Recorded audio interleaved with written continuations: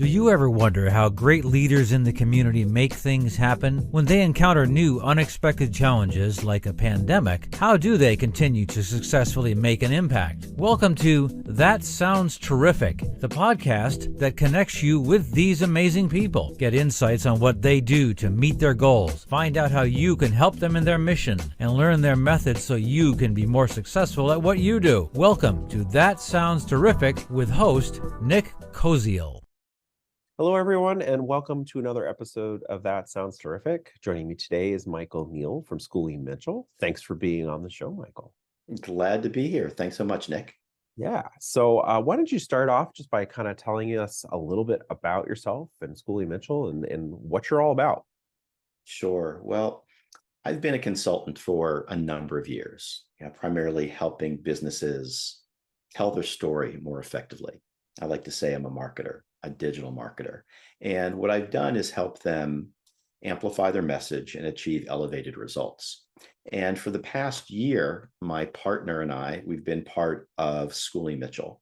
And the reason we brought Schooley Mitchell into our marketing and sales consulting is because Schooley Mitchell's services are proven and they make companies more profitable and they make nonprofits as well more effective in the missions they serve.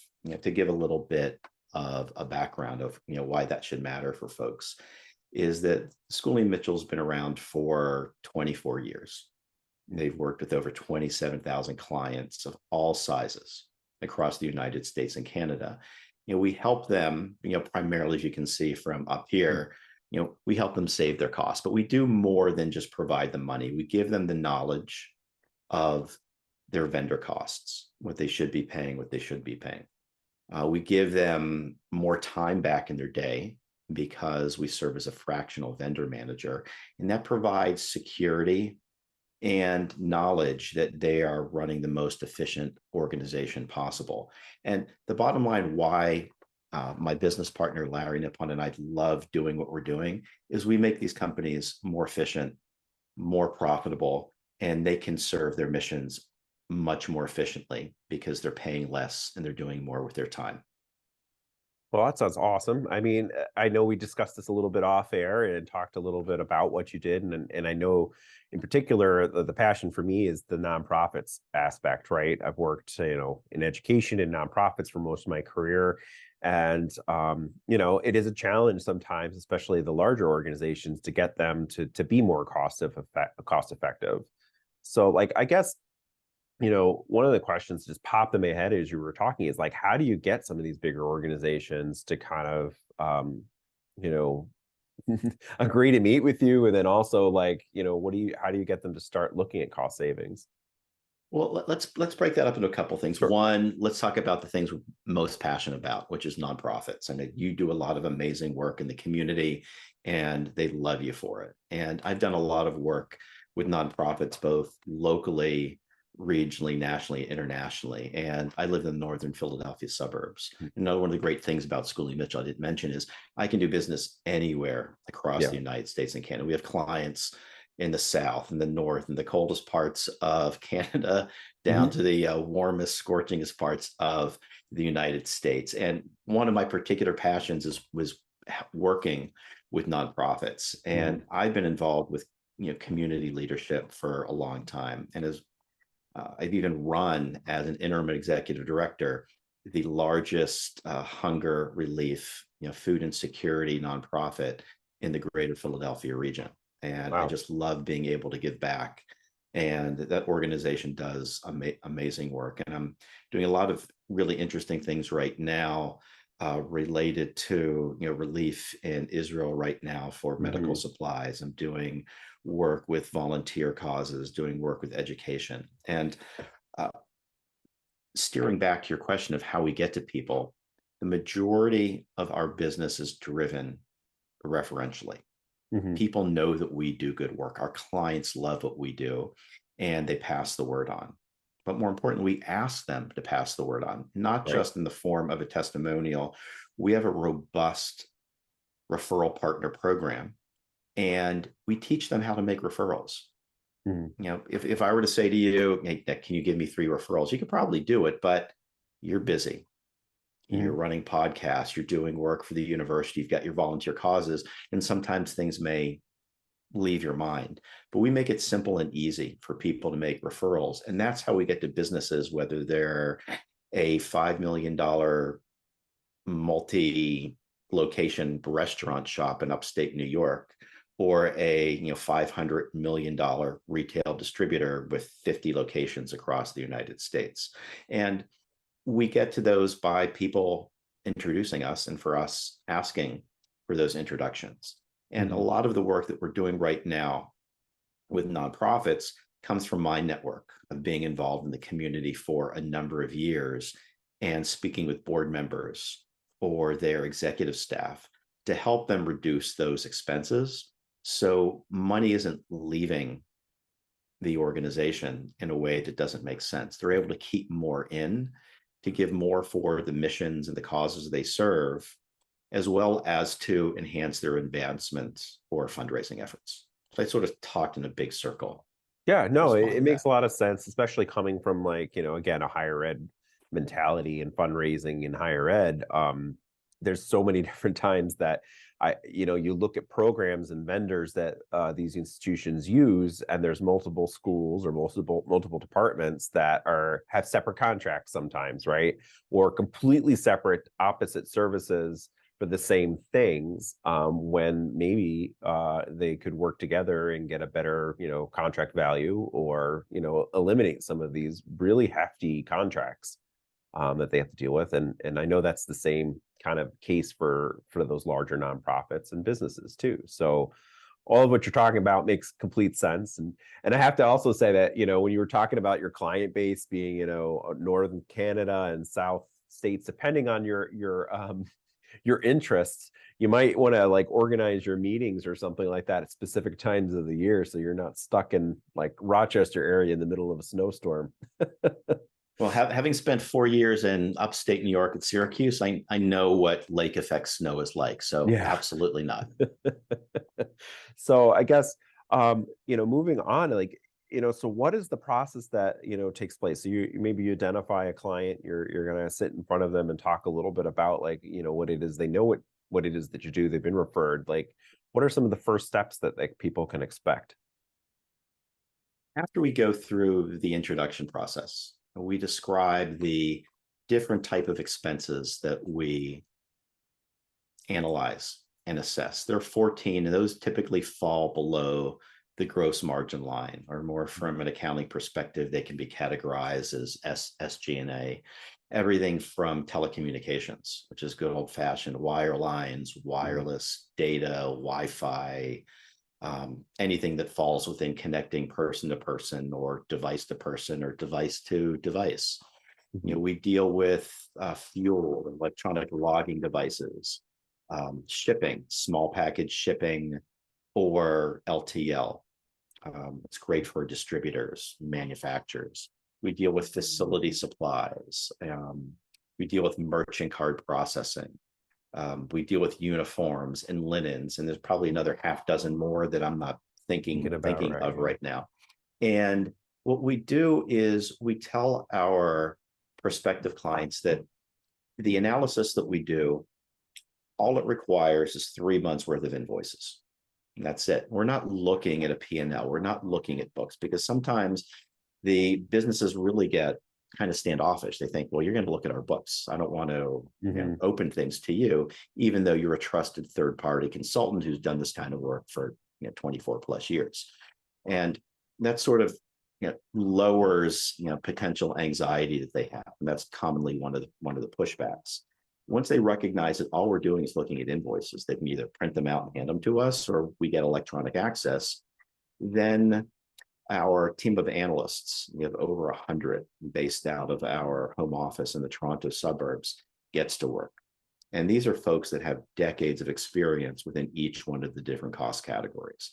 I can't do the work. I don't like to do the work, because that type of mind-numbing stuff drives me absolutely crazy. That was going to be one of my questions. It drives me batty, and which is why I love being on the front end, introducing them to these wonderful people. The other aspects that we have when we talk to them about it is It costs nothing up front to do this analysis. Zero. We're so confident in the reports that we put out that they're receiving work that's the quality of if they were to work with a Bain or an Accenture or their local regional accounting firm, who would charge anywhere from $15,000 to $150,000 for similar type of reports. So after the analysis is done, we understand who they are, what they do, what they like about their vendors, what they don't like about their vendors, where they are at their state of their business or their nonprofit right now, and where they may be going to in the future. These reports come out, which we call value reports. And the reports say one of two things, Nick. One, you guys are doing a great job. There's no savings to be found. And so we celebrate that. We're like, you're doing a fantastic job. Give high five your controller, your vendor manager, your CFO, your executive director, great job. More than 9.5 times out of 10, we're going to find some savings. We present those as a series of options for our clients to consider. Only if they decide to move ahead with one of those options. And once we implement those options, do we get paid? And we only get paid a percentage of the savings. So we're not getting paid a dime till they get 20 cents. And that's how the upfront process works.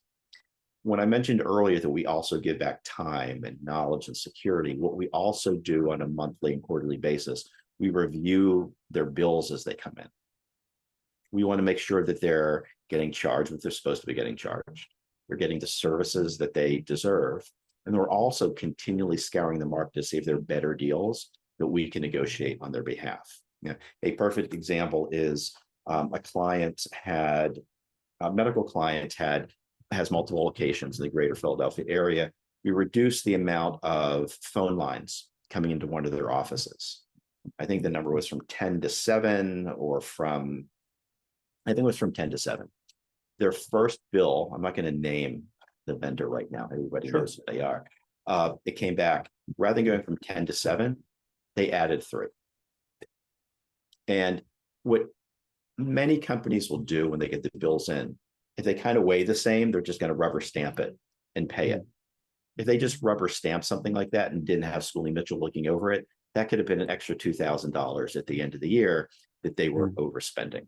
So that's one of the other advantages we get. They get that 2 to 10 hours back every month because they're not looking at everything that comes in.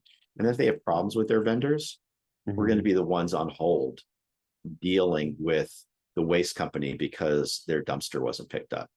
Or if the phone lines were down, we're on hold with their phone vendor to make sure that things are reconnected. So that's in a nutshell what we do.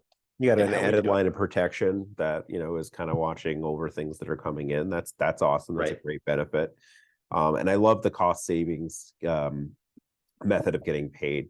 So I've shared this on the show before, but I've been in the position of where I'm an employee, where somebody brings in a consultant and they interview everybody and they talk about what they could do. And then all those ideas get presented back to that same boss, and there's been a couple times where I've had this happen where my idea was represented by the company. And I'm like, you could have saved $50,000 just by going with my idea originally or my colleague's idea.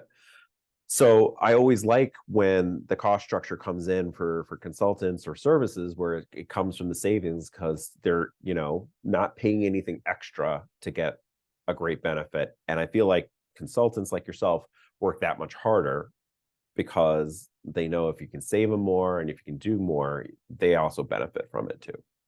It's a pay per performance model. Many people don't like doing that, but we're so confident in our ability that we're going to provide our clients with more money to go back into the business, more time, more security, more knowledge, that it tends to be hard for them to say no.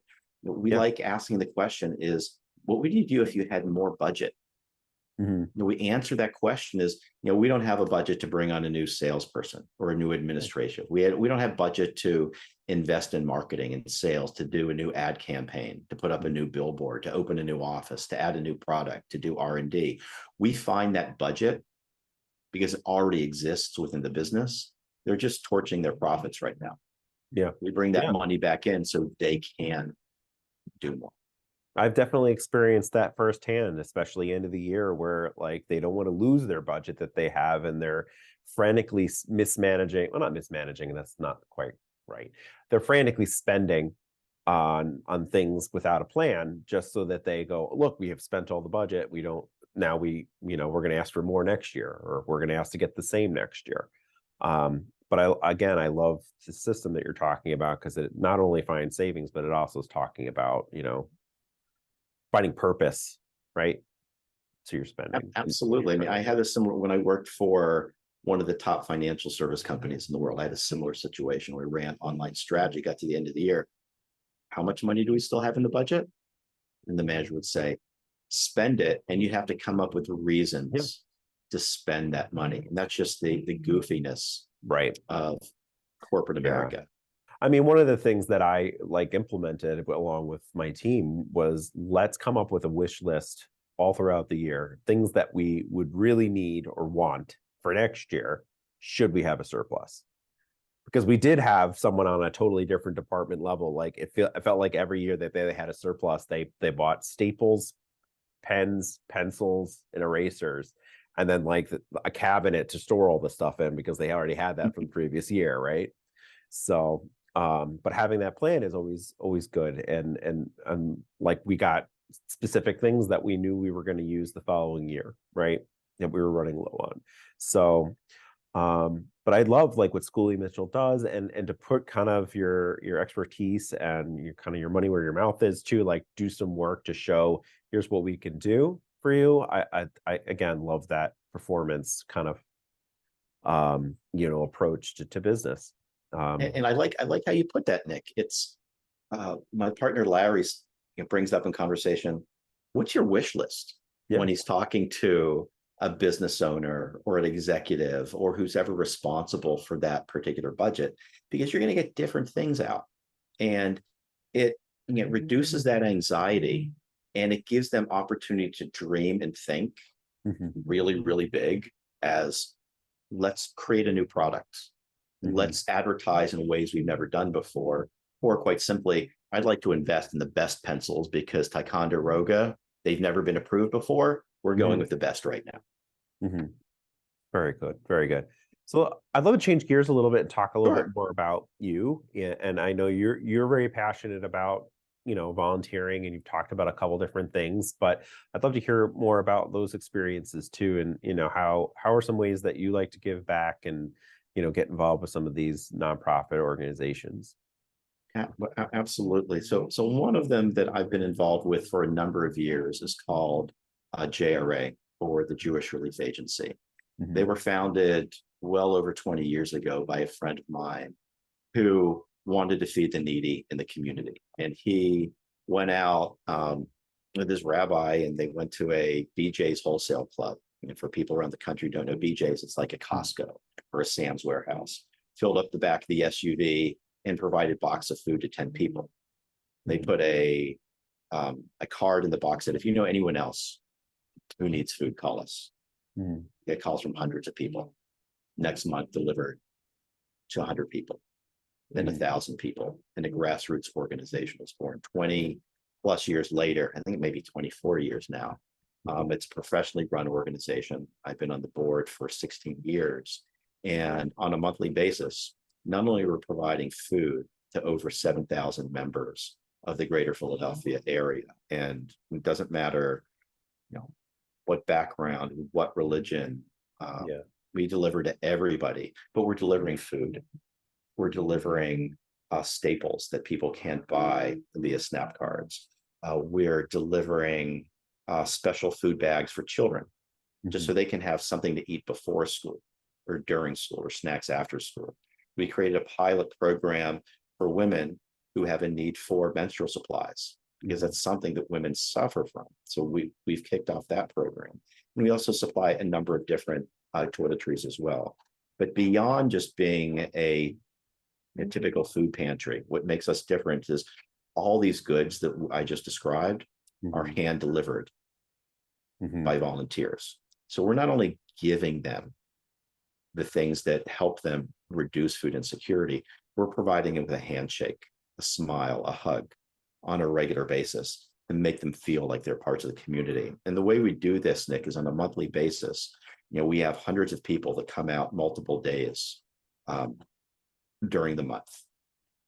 And we'll have anywhere from 50 to 500 to 1,000 people in our warehouse packing food. And the people who are packing food range from people who are also receiving the food, the recipients for services, to titans of industry.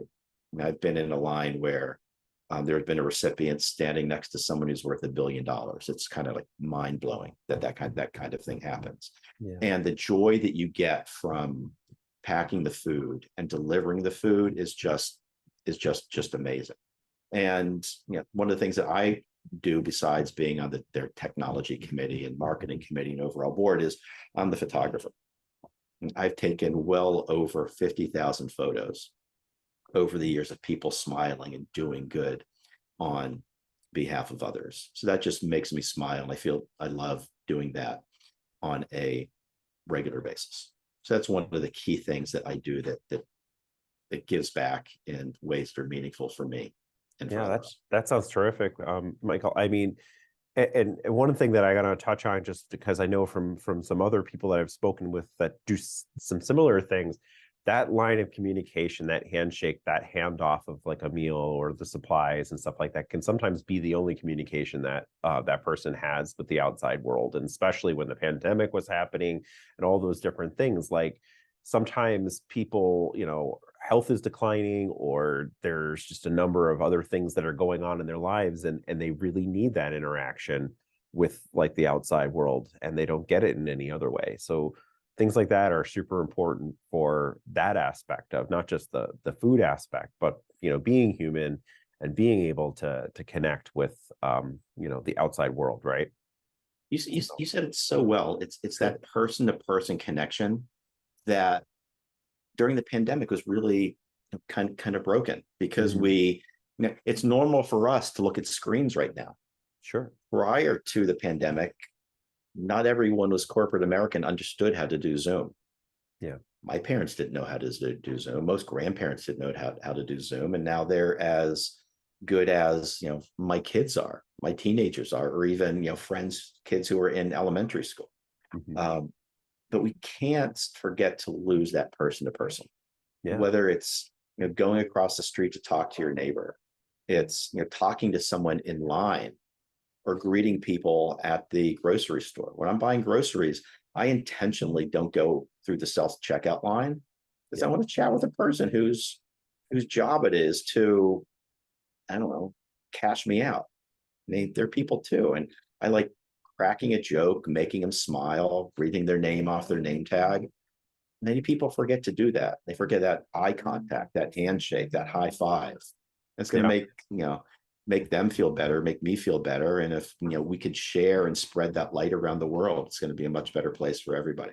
Yeah, for sure. I mean, I do something similar. I definitely don't like going through the checkout line. But what I like to do also is, like you said, use their name. And I can't tell you how many times that's thrown somebody completely off. Right. So they forget. It's like, how'd you know my name? Right. Exactly. Michael, you've got a name tag on. So again, I'd like to kind of get back to Schooley Mitchell and, sure. Talk a little bit more about, the company that's providing it really just great opportunity for really anyone, like any for-profit, nonprofit, and things like that to, do more good, right? To kind of get back on track. What's your favorite thing about working for Schooley Mitchell? I enjoy the conversations with my clients. I enjoy telling them the good news. And as I mentioned earlier, the good news is that you're doing an amazing job right now. People in your business are doing an amazing job. Or guess what? Here are ways that you could save money in order to get that wish list of investments that's been holding you back.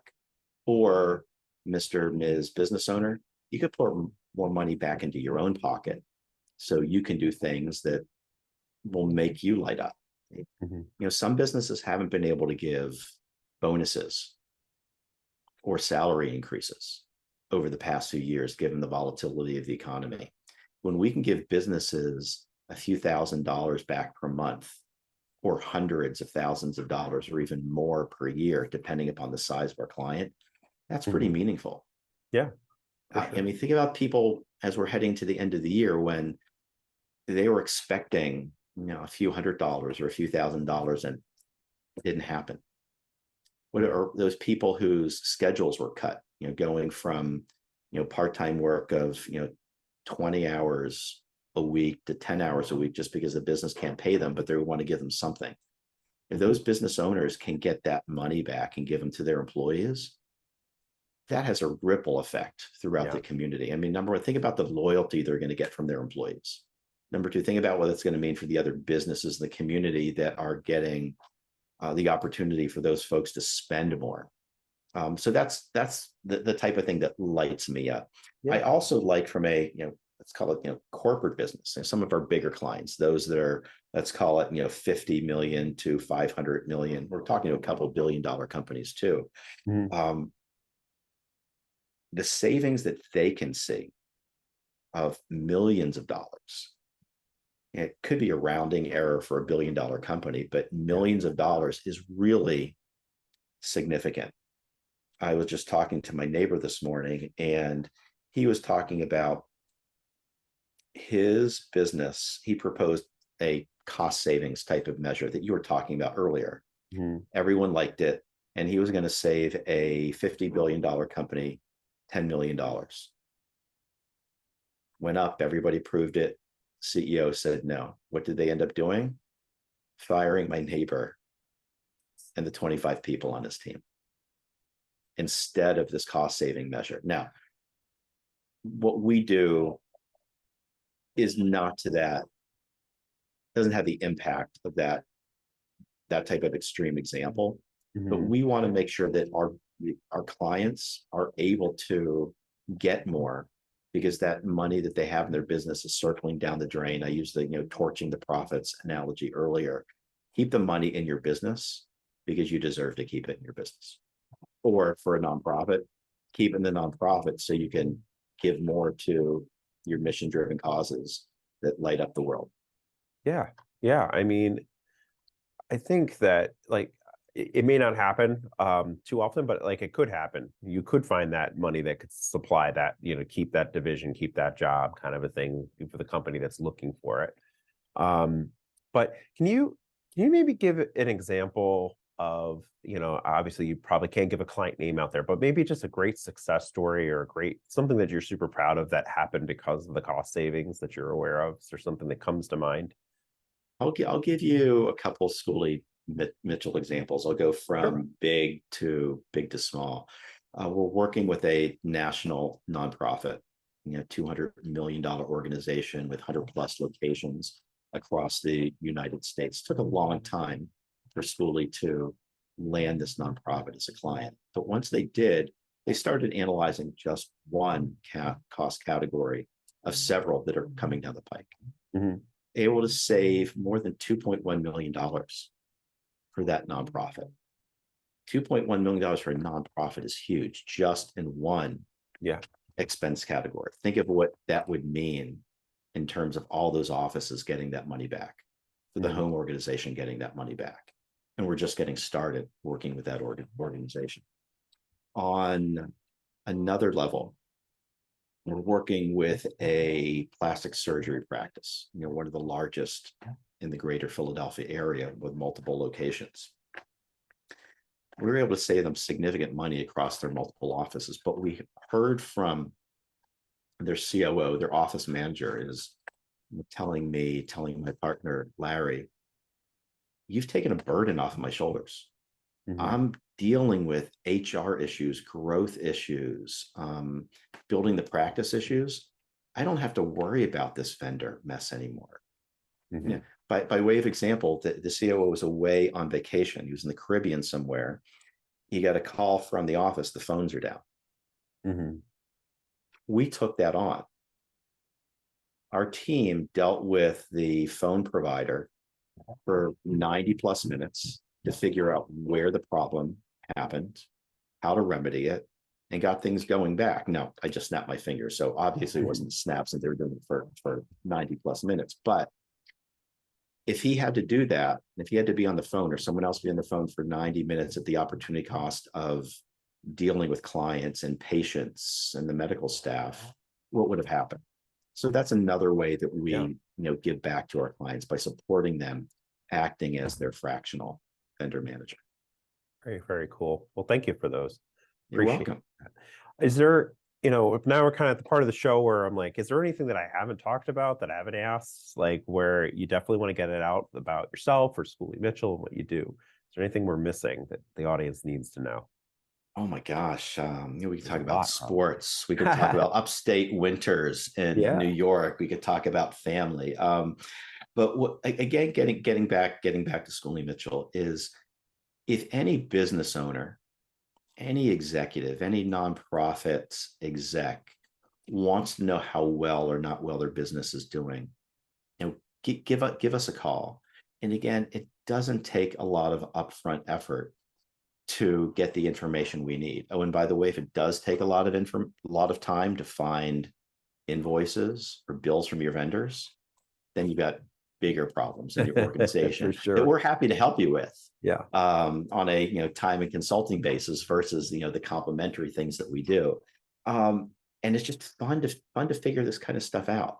We help them explore, we help them determine, and whether it's a restaurant, a medical practice, we're dealing with, I told you we're doing construction on my house right now. Our roofer is going through this.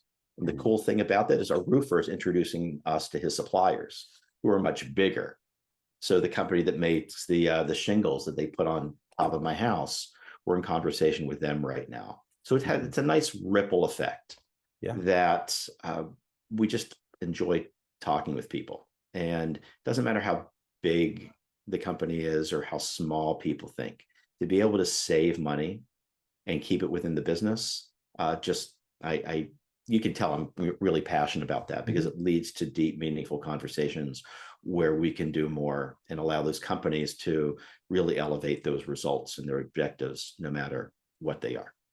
Well, Michael, I've really enjoyed our conversation. I think you do some terrific things. Schooley Mitchell does some terrific things.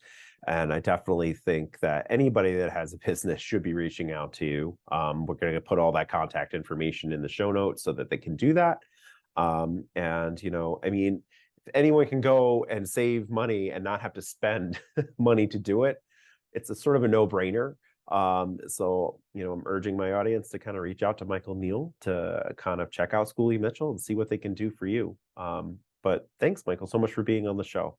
Thanks for having me, and keep up the great work with this podcast. I recommend everyone scroll through, listen when you're driving, when you're walking, when you're running, when you're on the bike. Listen to TST. It's going to be great for you. Awesome. Thank you so much. Thank you for joining us on another episode of That Sounds Terrific. Don't forget to check out the show notes and our website at thatsoundsterrific.com to find the contact information and the best ways to volunteer with the organizations that we feature. If you know someone that is doing terrific things and think they should be featured in a future episode, be sure to email us their name, contact info, and short description of what they're doing at thatsoundsterrific@gmail.com. If you like our show, give us a 5-star rating and give us some social media love by liking our Facebook page, That Sounds Terrific. Follow us on Twitter at Sounds Terrific 2 and Instagram at Sounds Terrific. We love hearing your feedback on how to make our show sound even more terrific. Till next time.